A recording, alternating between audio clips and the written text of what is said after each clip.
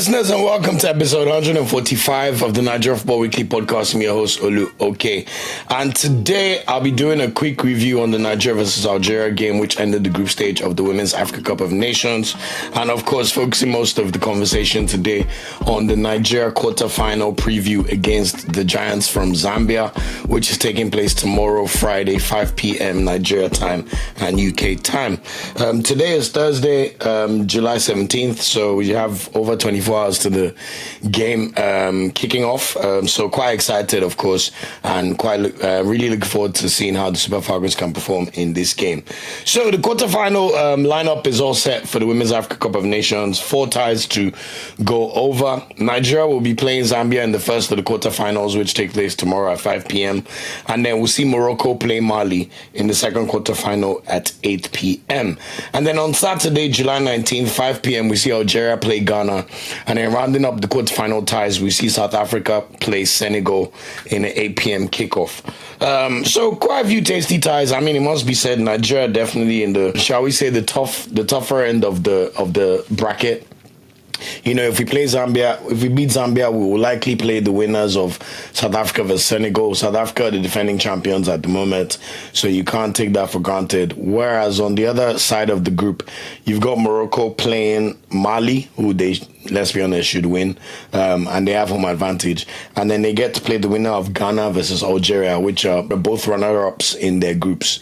So that just gives you a bit of a lay of the land of Morocco should make the final unless they're a bit tapped. But let's see anyway. Last we move, you know. To be the best, you have to be the best. So let's see what the Super Falcons can conjure up for us in the next few days and weeks.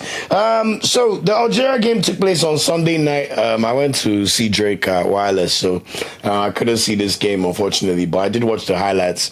And I saw a few impressive things, you know. As usual, Nigeria dominated the game, 24 shots to Algeria's 1.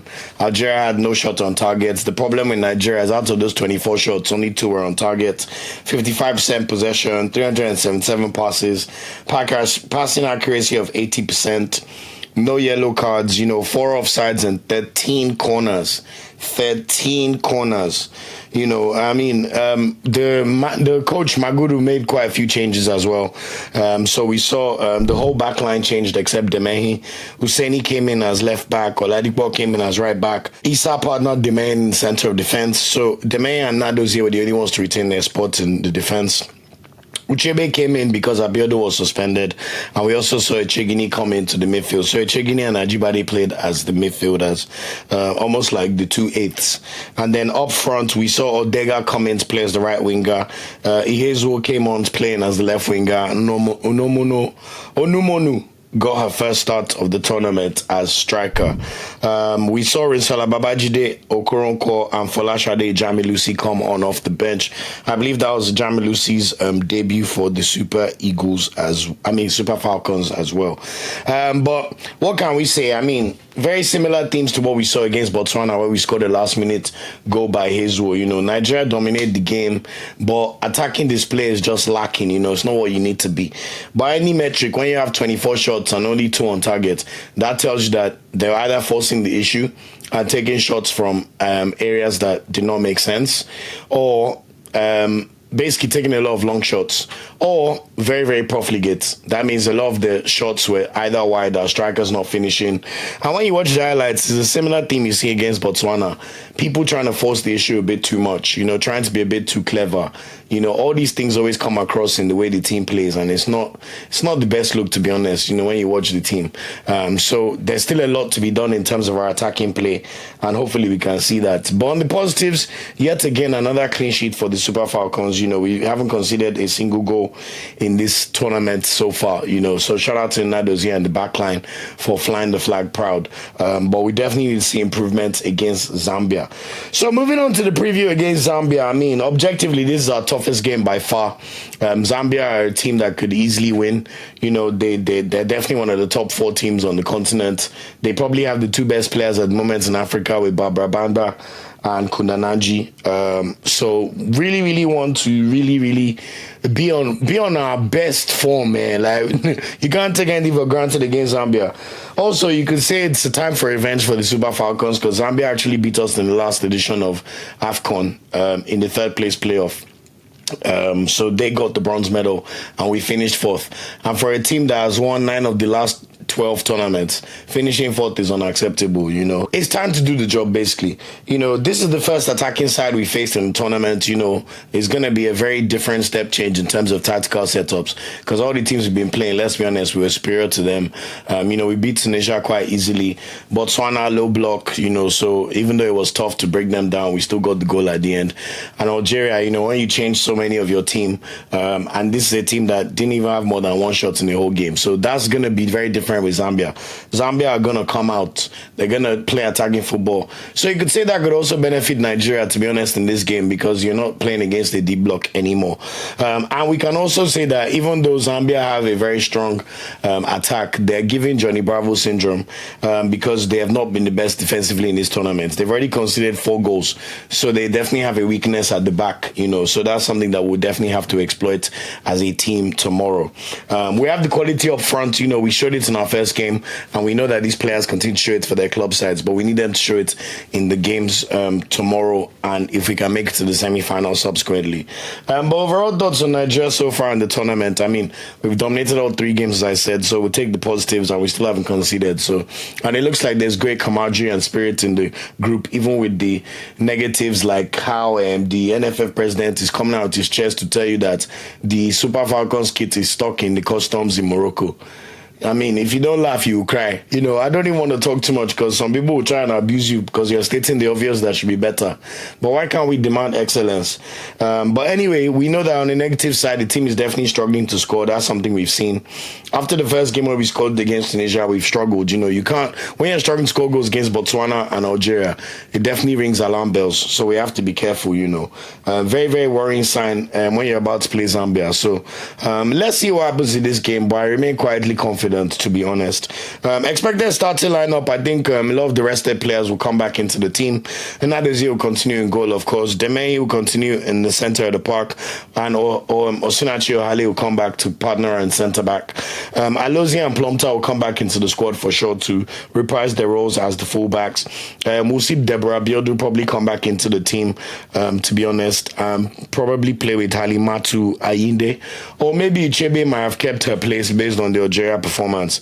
And then I'll probably expect Ajibade to continue as the cam because so far in the tournament, Magudo has refused to play Ajibade as a winger or a striker, which is where I think her talents can be best served. So I mean, he's the manager. He will die by the sword if we lose. So he better take time. And then attack, we'll see probably Tony Payne come back into the team. But I'd like to see Okoronkwo, get a start. Let's see. One of Ihezuo or Shola will start the game. I don't think Onumonu did enough to start the game. I mean, when I watched the highlights, there are a few chances where if she was just slightly sharper or didn't delay by 1 or 2 seconds, she probably could have got her shots off and we could have won the game. So I expect her to drop to the bench. And we'll definitely see Rinsola Babajide come back into the starting lineup. She's been one of our best attacking players in the tournament so far. And I would expect that to continue against Zambia tomorrow. As for our opponent, Zambia, possible tactical approach. They used the 4-2-3-1 in their first 2 games and then played a 4-3-3 in their final game. But that was because they were missing their number 10 due to suspension. So that might have been why there was a change. So we can say likely they'll play a 4-2-3-1 formation in the game tomorrow. Expected setup defensively, they most likely will remain compact when defending, try to restrict spaces for Nigeria, and really, just try to hit on the counter attack with their 2 golden superstar players, Kundananji and Banda. So that's something we have to watch out for. Attacking wise, as I said, they'll exploit counter attacks and get on the front foot. I think this will also be the toughest game Nigeria faces from a, energy and power perspective. I think when you watch the women's game, you can see the physical advantage a bit more. In Nigeria, we've definitely shown that against some of our opponents. Even in the last World Cup, when you look at the way we could bully some of those other teams, especially from Asia and Europe, But when you're playing against Banda and Co, machine for machine, man, what to do? So it's not going to be an easy game at all when we play them tomorrow. Banda and Kononaji use their pace and movements to break fast, so I expect that Madugu would have found some kind of tactical setup to counter that, because if we do not set up well for that, or we leave too much spaces in behind trying to attack, we're going to be in trouble, And then quick transitions from the midfield through Grace Chanda, so looking for through balls or wide overloads, so we have to be very careful. But I think our fullbacks are some of our strongest players in our team, so Plumter and Alozie, so I believe they'll be up to the task when it comes to the wide areas. But of course, can Demey and Ohali, successfully stifle Banda and Kunanaji? It remains to be seen, so watch out for that one. Players to watch from the Zambia team, I've already mentioned their name multiple times. Barbara Banda, probably the most famous African footballer right now, needs no introduction. 3 goals in the competition so far already. Brace against Senegal. Absolute superstar. So be careful, basically, be warned.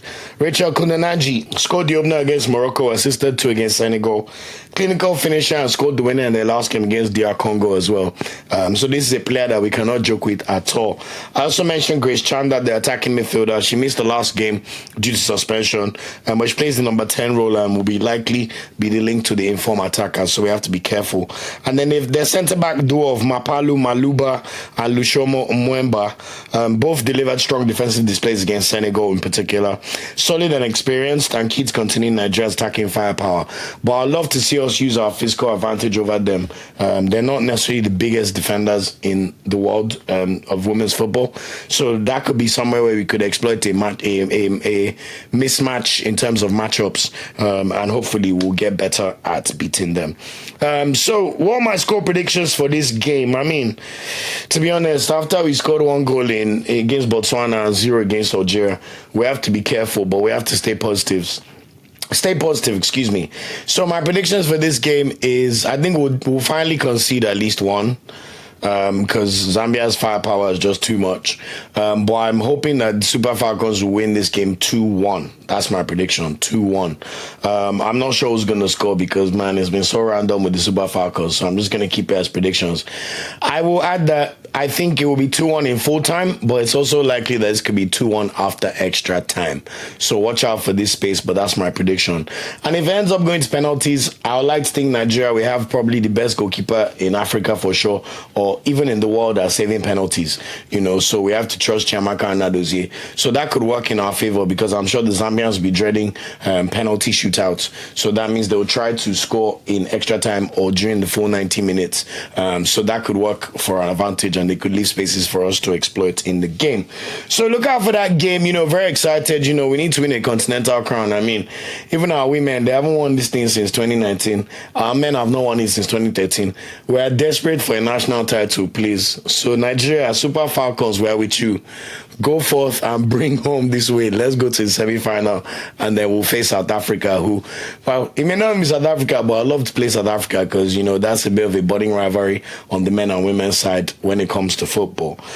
Yeah, so moving on from that, I just want to quickly touch on a few transfer news to round up the podcast. So first of all, Rinsola Babajide, who will be playing tomorrow, she's completed a free transfer move after leaving UDG Tenerife in the Feminine La Liga last season, and she's moved to AS Roma in the Italian Serie A for women's. So really good move for her. I really love the way they announced her signing and just the love you could see them showing her. So congratulations to her, and we wish her all the best. Also, Italy in the Women's Euros just made the semi-finals for the first time since 1997.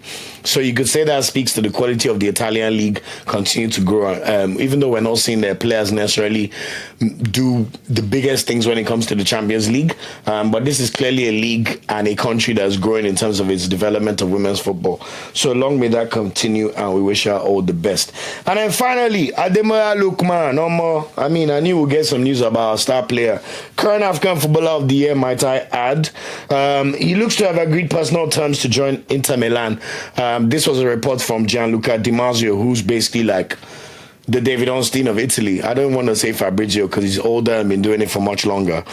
Fabrizio Romano then reported yesterday that Lookman is keen on the move, and there have been further talks. He wants to leave Atalanta, and Inter will soon submit a bid for him.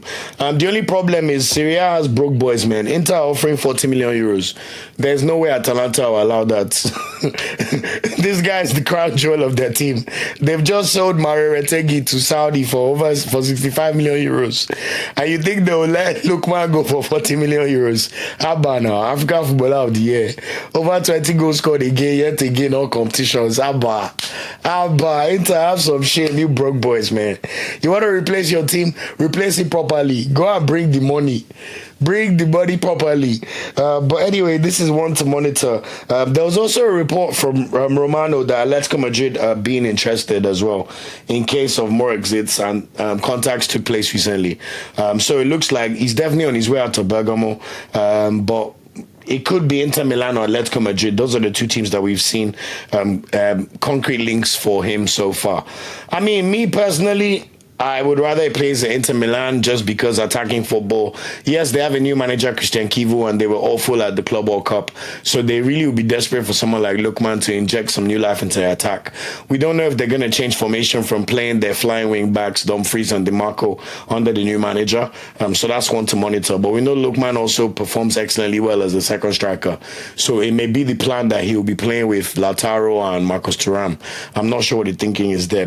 And he already has such a big established reputation in Italy, where his skill set is known and the respect is there. So I have no qualms him staying in, moving to Inter or staying in Serie A. Inter have been to the Champions League final 2 of the past 3 years. Even though Simone Inzaghi's gone, that's still a heritage club, and they'll definitely still be. They should have won Serie A this season as well, to be honest. If not for Pedro scoring that last-minute penalty for Lazio in the penultimate game of the season. So he'll have the chance to win Serie A, probably a bigger chance to win Serie A with Inter than maybe Atletico Madrid in Spain, although you can never count out Simeone. We've got Real Madrid and Barcelona, especially Barcelona right now, looking pretty good for the foreseeable future.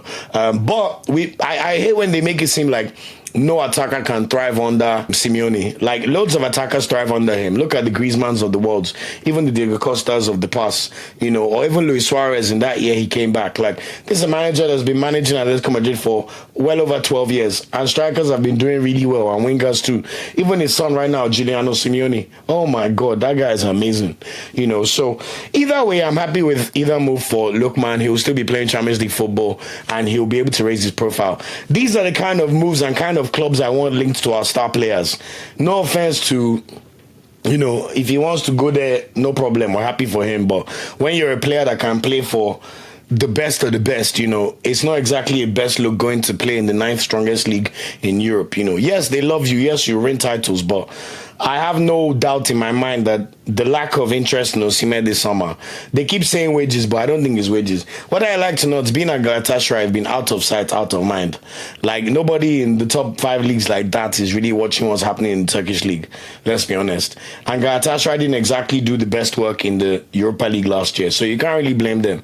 Look at how much they're about to spend on Ekitike, who scored, maybe, is it 13 or 15 Bundesliga goals for Frankfurt in the Bundesliga. Even Boniface scored more goals this season before. But it's all about perception and the way you carry. No, I don't want to say the way you carry yourself, but good agents, So anyway, we still wish Osimhen good wherever it goes. So this is not this, but I'm very happy to see these kind of links for Ademola Lookman, and long may it continue in his career. So that's it for this episode of the podcast. Please remember to continue to subscribe, like, share, subscribe. Thanks for all the interest. We've been getting very, very good views on all our last videos, and of course, we know the Premier League season kicks off in just under 4 weeks from this, just over 4 weeks, sorry. So, of course, massively looking forward to that. And I hope we'll have a few more Nigerian players to track and look into playing in the Premier League next season. So, until next time, I've been your host. Take care, and I'll see you on the next episode. Ciao, ciao. Thanks for watching this video. Please like, share, subscribe, and click the bell to get a notification whenever we drop a video. You can also find our social media channels listed below. And of course, up Super Eagles and Nigeriano the Ever Carry Last.